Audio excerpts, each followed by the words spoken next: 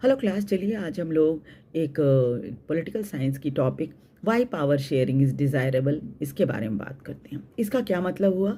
सत्ता की साझेदारी क्यों वांछनीय है? दूसरे शब्दों में हम कहें कि क्यों ज़रूरी है, जिसको हम प्रूडेंशियल रीजन भी कहते हैं, यानी दूरदर्शी या समझदारी वाला वाला हिस्सा है ना, समझदारी से कोई काम को करना। सत्ता की साझेदारी या पावर शेयरिंग समाज के विभिन्न समूहों के बीच टकराव को कम करता है, जिससे हिंसा और राजनीतिक अस्थिरता कम होती है।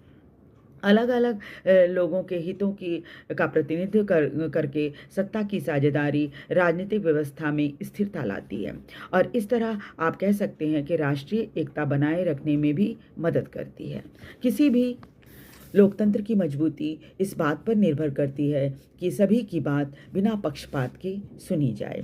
इसकी ज़रूरत इसलिए भी है क्योंकि मेजॉरिटी कम्युनिटी जो है वो माइनॉरिटी कम्युनिटी पर अपनी इच्छा को ना थोपे।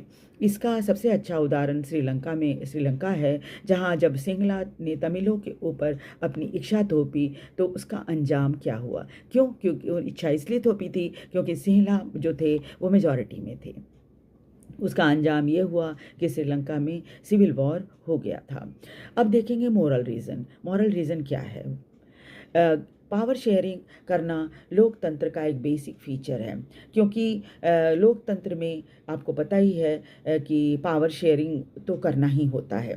नागरिकों को निर्णय लेने का अधिकार होता है और अगर वो इस प्रक्रिया में भाग लेते हैं तो उनको न सिर्फ अपनी जिम्मेवारी का पता चलता है, बल्कि उनका आत्मसम्मान भी बढ़ता है कि वो भी एक हिस्सा है इसके, है ना, लोकतंत्र का एक हिस्सा है।